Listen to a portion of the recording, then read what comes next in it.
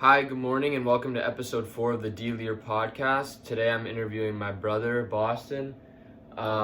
Pretty much today I'm going to ask him a few questions about his past, his future, and So, good morning, Boston. How are you doing today? I'm tired a little bit. Okay. You're good though. So first off, I just wanted to ask you a question about what do you think is one thing that people misunderstand about you, when you are in a social situation, when you introduce yourself to someone, what are some assumptions that you think people make about you? Assumptions people make about me is probably where I'm from, for sure. Where I'm from for sure, and what I know, and what I've seen in life for sure. I've traveled a lot of Central America and the world in general, so people think I've probably lived in here for my whole life, or in Canada or wherever I'm from. They probably think I have a less diverse background in life. Mm-hmm. Probably the languages I speak as well, because I can speak Spanish, so they probably don't think that. And I don't know. Apparently, I come off really mean or upfront, so probably that as well. They probably think I'm very upfront and stuck up. All right. Well, yeah, that's not true. So, next thing, what is something that inspires you? Obviously, you're very well traveled, and you've seen a lot of the world. So, what are the things that motivate you on a day-to-day basis? Things that motivate me are music is just not really. It's it's like motivation, but at the same time, it's just a factor that I use to inspire and generate ideas, if that makes sense, But things that inspire me in life are to have a good families, having a nice family when I'm older, money for sure. I'm sure a lot of people don't want to say that one, but it's true. I want to have money. I want to have a good future for myself and my family. Yeah. So, I'd say probably music, family, and money.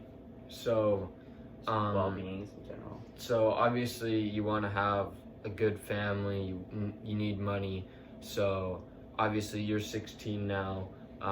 Where do you hope to be when you're 26? When I'm 26, where I hope to be. What do you want to be doing in regards to a career?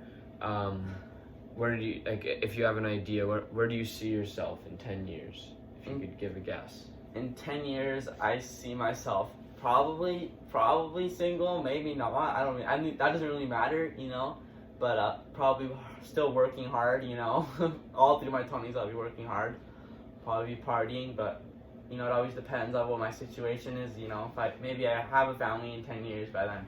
Yeah. Crazy to think about that because I'm only 16 and in 10 years it's not that far away. If you think about it, it's less than half my life. So, yeah, probably that. Maybe family, maybe not. Maybe I'll just be working hard at a business, investing, and that's about it. So I don't know. Yeah. All right. So next question is if you could give advice to your younger self, what would you tell them? Based on what you've learned so far, what's a life lesson that you wish you could have learned when you were younger? A life lesson I wish I learned when I was younger is probably not to stress about school as much as I do. Because again, it's hard at the same time, but it's not, you don't need to stress about it as much. And just to really, I don't know, I feel like a lot of kids, and you tell them, and parents do tell their kids this, a lot. When you tell your kids, enjoy your childhood, it doesn't stay for long. Life gets harder, and, and you start thinking about more stuff. I feel like kids don't take that seriously, and neither did I. I didn't. And I can't blame them, they don't know better. Yeah. But, advice to myself 10 years ago, I would have told myself the same thing that my parents did, and that a lot of parents do. You don't really think about it like that, but it's you gotta enjoy your time. Definitely.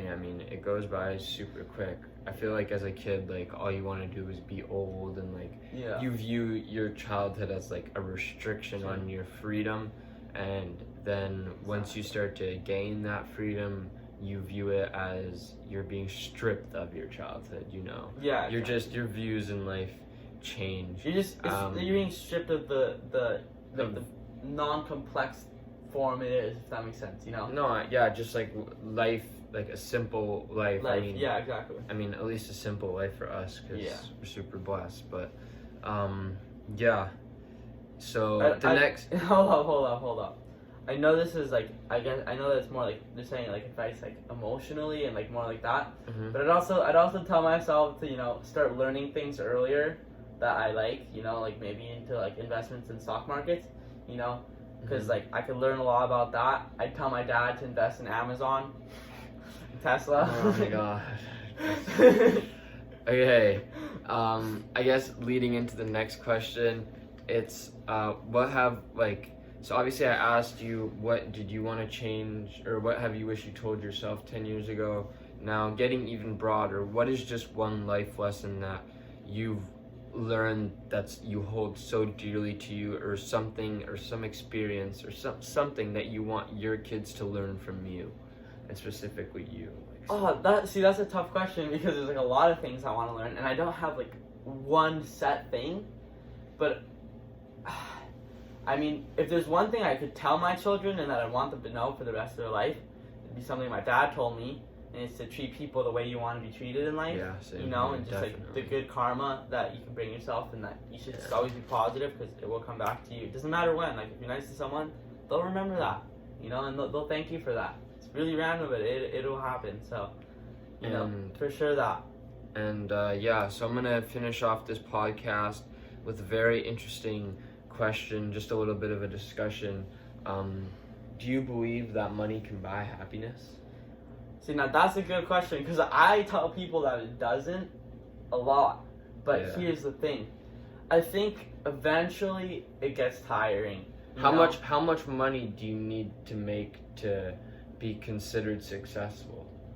How much money do you need? I mean, that's so subjective. That's a really broad question, because people have different views on it. Let's say you're not struggling to pay your rent, you're not struggling to pay your bills, like you have a little bit of money for emergency expenses and personal expenses, you can afford food, water, electricity, all that. Yeah. How much money are you making a year? Like 60,000, 70,000? I mean, see, now that depends. I guess it depends where you live. That depends where you live. Like, I mean, if you're living in LA, I guarantee your numbers are going to be way higher than that. But yeah. If you're living in any other major city, your numbers are going to be higher. But again, you're probably going to be making more as well. Yeah. So it's hard to like put that question into like a relative spectrum of like how much money you should be making. But I'm saying, like, if you're asked that question, is like, can money buy happiness, and like what makes a happy person with the amount of money they have? Mm-hmm. Personally, in my eyes, if you're making enough money to have what you want, as in like simple goals, as in like maybe a family and paying your bills, and I think to give back, and to give back. People. Yeah. So even if you don't have what you want, I still think you're successful. If you can pay your bills, have a family, and you have a nice living. Yeah. Again, I think you're a successful person. Good for you. Like a lot of people in this world don't have that. I don't think that success is ever defined by any amount of money that you can make. Success is on your own. I mean, obviously, like I think like financial success is getting to a point where you can give back to others that are less fortunate. I think that's like the threshold of what I consider financial success. You've made a point where you can cover all your needs and all your people. You can start giving back to others. I think that's what gives you happiness. So I think, while I don't think like when people say, can money buy you happiness, I think like in regards to spending on yourself, it eventually dies out, and like money can never buy you happiness that way. But I feel like if you are healthy and you help others, it can definitely grant you some form of happiness. Yeah, exactly. And it's like an easy way to put it into perspective. It's like if you bought your friend a dinner, dude, they'd be so stoked. Like, what the heck? If you like threw a party and you like had like a formal party, and you like you put up all this stuff, and you had like a bunch of cakes and food and a whole organized buffet or whatever. I mean, sure, like, all those people are going to be so thankful for it, and they're going to be happy. And even though that's not a charitable way of giving back, and it's just a dinner, I mean, if you have that much money, why not? Yeah. But yeah, I'm sure, like, that's a form of happiness, because people get you happy. But I feel like eventually it'd get tiring, and you just kind of like, All right. Well, thank you guys very much for watching episode 4 of the D Leier podcast. We'll be back next week with a new guest. Thank you, Austin, for joining us. Jake. It's been fantastic. Take care. Have a great day. You too. And see you guys next week.